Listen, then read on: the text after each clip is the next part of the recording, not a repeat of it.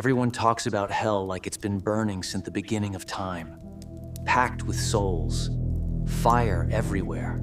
It's not. Right now, as you're watching this, the lake of fire is completely empty. Not a single human soul has ever been sent there. Ever.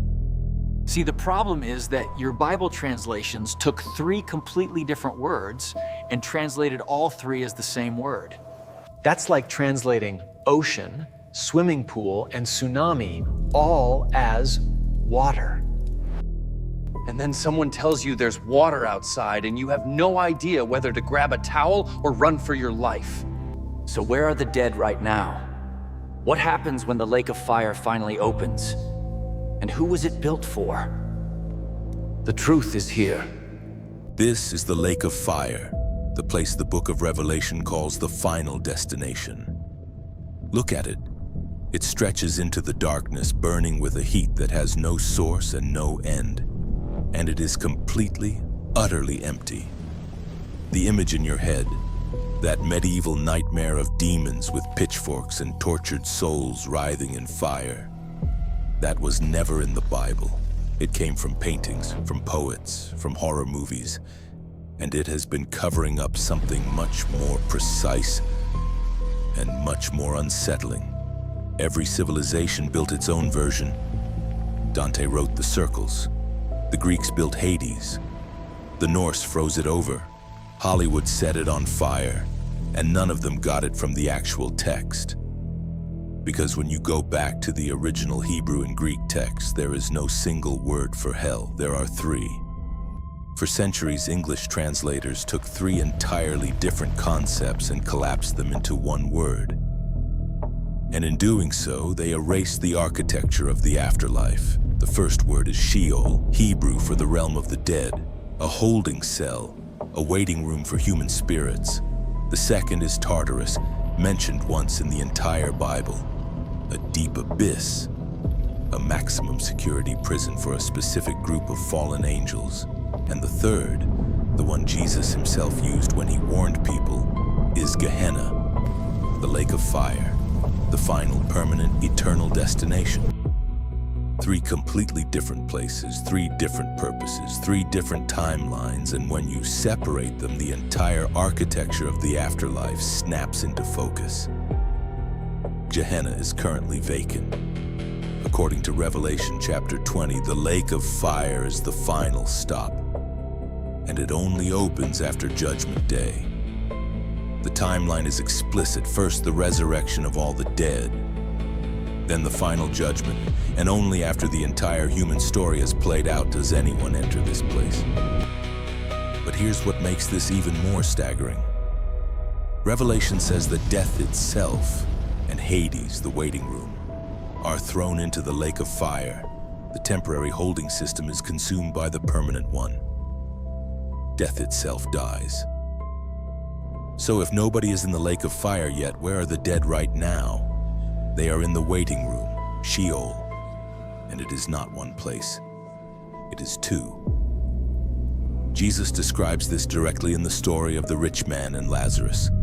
On one side, a place of comfort, rest, and peace, called Abraham's bosom or paradise.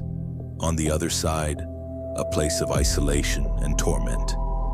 Between them, a great chasm that no one can cross. The rich man looks across and begs Abraham for even a drop of water. But the distance is infinite and the boundary is permanent. The faithful dead are resting. The defiant dead are suffering. But here's what most people miss. Neither group has reached their final destination. Everyone is waiting. To understand why they were locked in, you need to understand the cosmic debt.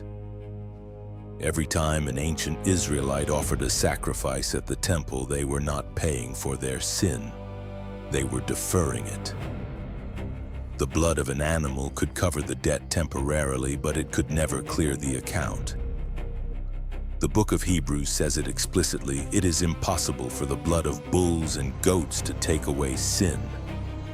The entire Old Testament sacrificial system was a cosmic OU. Every sacrifice was a credit card swipe. The bill was real and it was growing. So the faithful dead couldn't enter God's full presence. Not because God didn't love them, but because the receipt hadn't been stamped yet. The mechanism of death hadn't been broken.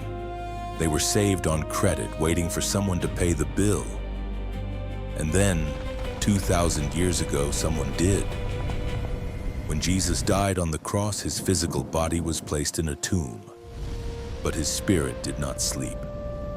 The oldest creed in Christianity, the Apostles' Creed, contains a line that most people skip right over. It says he descended into the realm of the dead. At the moment of his death, the cosmic IOU, every deferred sacrifice, every line of accumulated debt, was paid in full. The ledger that had been growing for thousands of years burned to nothing. The account was closed. Theologians called this event the harrowing of hell. But it was not hell he entered. It was the waiting room. Paradise. For thousands of years, the faithful dead had been waiting there. Abraham, Moses, David, the prophets.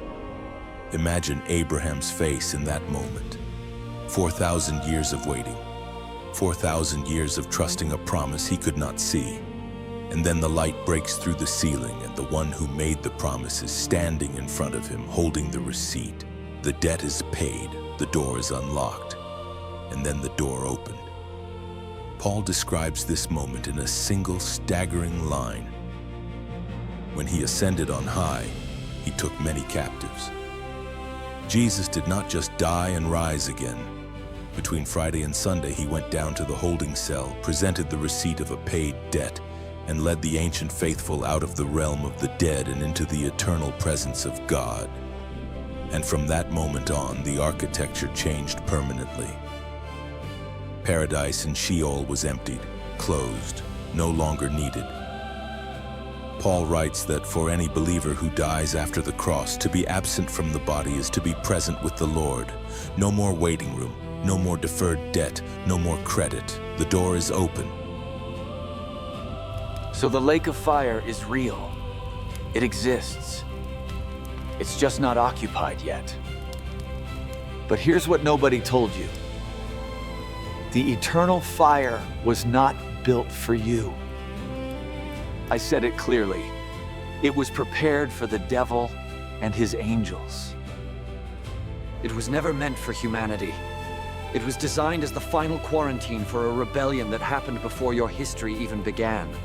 Everything I went through, Esses, the cross, the descent, the jailbreak, all of it was so that you would never have to share their fate. But if someone looks at that rescue and says, I don't want it, I will honor that choice. And they will follow the ruler they chose. Hell doesn't exist yet, but one day it will. And the question is whether you'll be anywhere near it when it does. Now, if his mercy is infinite, is the devil saved? Subscribe and let's go deeper. See you in the comments.